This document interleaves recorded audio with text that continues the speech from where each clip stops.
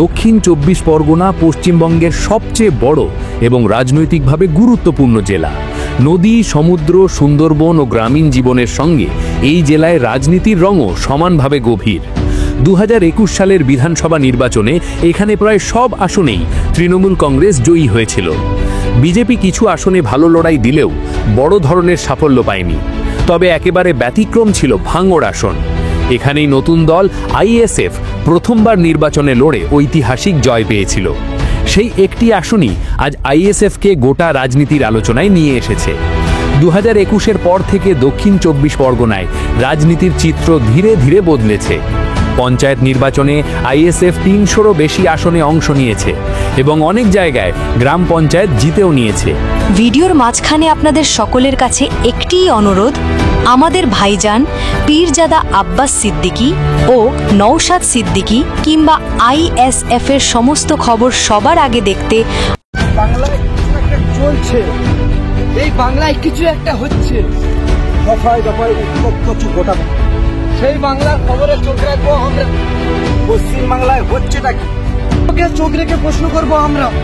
ইনসাফপ্রীতি মানুষের কণ্ঠ।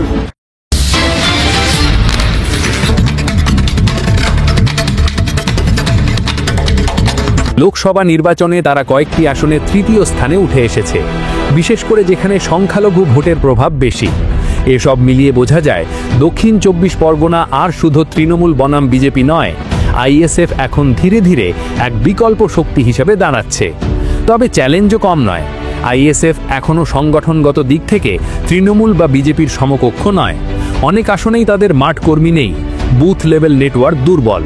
তার উপর সংখ্যালঘু ভোট যদি ভাগ হয়ে যায় আইএসএফ, তৃণমূল, এমনকি এআইএমআইএম, তাহলে সেটি তাদের জয়ের পথে বড় বাধা হয়ে দাঁড়াতে পারে। তাই 2026-এর আগে দলকে কৌশলী হতে হবে। নির্দিষ্ট কয়েকটি আসন বেছে নিয়ে সেখানে সর্বশক্তি দিয়ে লড়তে হবে। এখন প্রশ্ন হচ্ছে, কোন কোন আসনে আইএসএফ 2026 সালে জিততে পারে বা অন্তত বড় চ্যালেঞ্জ ছুড়ে দিতে পারে। প্রথমেই বলতে হবে ভাঙড় আসনের কথা। এখানেই আইএসএফের জন্ম এবং এখানেই তাদের সবচেয়ে বড় শক্তি। 2021 সালে তারা এই আসন জিতেছিল, আর যদি সংগঠন ধরে রাখতে পারে 2026-এও তাদের জয়ের সম্ভাবনা প্রায় নিশ্চিত। এরপর আছে কুলতলি এসসি, যেখানে সংখ্যালঘু ও তপশিলি ভোটের মিশ্রণ আইএসএফের পক্ষে কাজে লাগতে পারে। বসন্তী এসসি আসনেও আইএসএফ জোর লড়াই দিতে পারে, কারণ এখানে সংখ্যালঘু ভোটের প্রভাব প্রবল। মাগরাহাট পূর্ব ও পশ্চিম, এই দুই আসনেও গ্রামীণ মুসলিম ভোট বড় ভূমিকা রাখতে পারে, আর সংগঠন গড়ে তুললে আইএসএফ এখানে আসন কেড়ে নেওয়ার অবস্থায় পৌঁছাতে পারে। এর পাশাপাশি রায়দিঘি আসনেও আইএসএফ চমক দেখাতে পারে। এখানে তৃণমূলের শক্তি আছে ঠিকই, তবে ভোটার অসন্তোষ থাকলে এবং সঠিক জোট গড়তে পারলে আইএসএফ প্রতিদ্বন্দ্বিতা জমিয়ে তুলতে পারে। কুলপি আসনেও একই চিত্র, সংগঠন শক্তিশালী করা গেলে জয়ের পথ খোলা থাকবে। অন্যদিকে সাগর, পাথর প্রতিমা, কাকদ্বীপ বা গোসাবার মতো আসনে এখনও তৃণমূল অনেকটা এগিয়ে আছে। সুতরাং এসব জায়গায় আইএসএফ এখনও দুর্বল প্রতিদ্বন্দ্বী মাত্র। তবে ভাঙড়, কুলতলি, বসন্তী, মাগরাহাট, রায়দিঘি আর কুলপির মতো আসনগুলোতে তারা সত্যিই মানুষের ভোট কেড়ে নিতে পারে এবং কয়েকটি আসন জেতার মতো শক্তি গড়ে তুলতে পারে।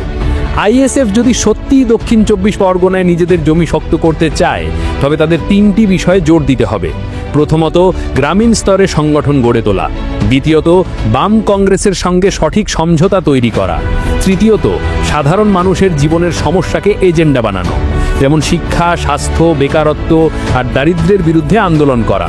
এসব ইস্যুতে মানুষকে পাশে নিয়ে এগোতে পারলে 2026-এর ভোটে আইএসএফ কিছু আসনে জয় এনে দিতে পারবে এবং দক্ষিণ 24 পরগনার রাজনীতিতে নিজেদের স্থায়ী জায়গা তৈরি করবে। শেষ কথা হলো, দক্ষিণ 24 পরগনার 2026 নির্বাচনে তৃণমূল এখনও সবচেয়ে শক্তিশালী দল, বিজেপি দ্বিতীয় বড় শক্তি, কিন্তু আইএসএফ ধীরে ধীরে তৃতীয় শক্তি হয়ে উঠছে।